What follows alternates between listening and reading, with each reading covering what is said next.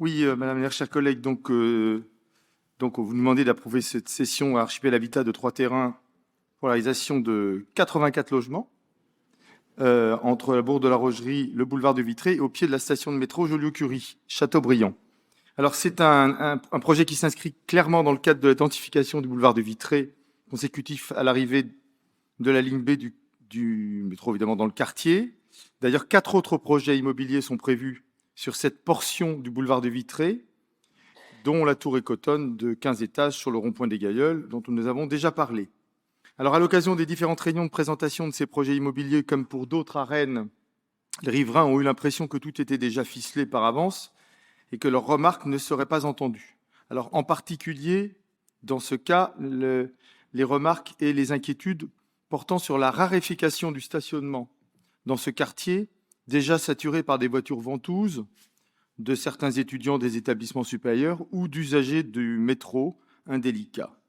De plus, cette raréfaction devrait encore s'aggraver avec la requalification en 2023 du boulevard Poincaré, qui doit se traduire par la suppression d'une vingtaine de places de stationnement le long du parc de Maurepas.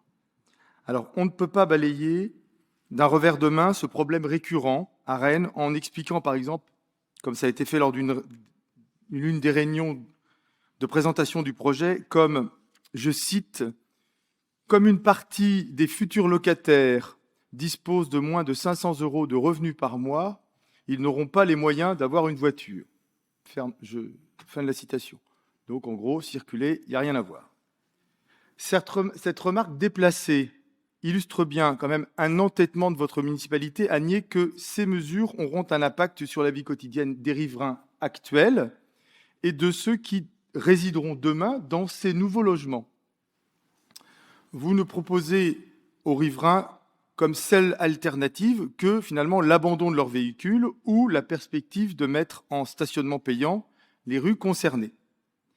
Jamais aucune étude de parking de délestage n'a été envisagée, alors que cela aurait pu être réalisé et envisagé au moment des travaux de la ligne B sur le boulevard de Vitré.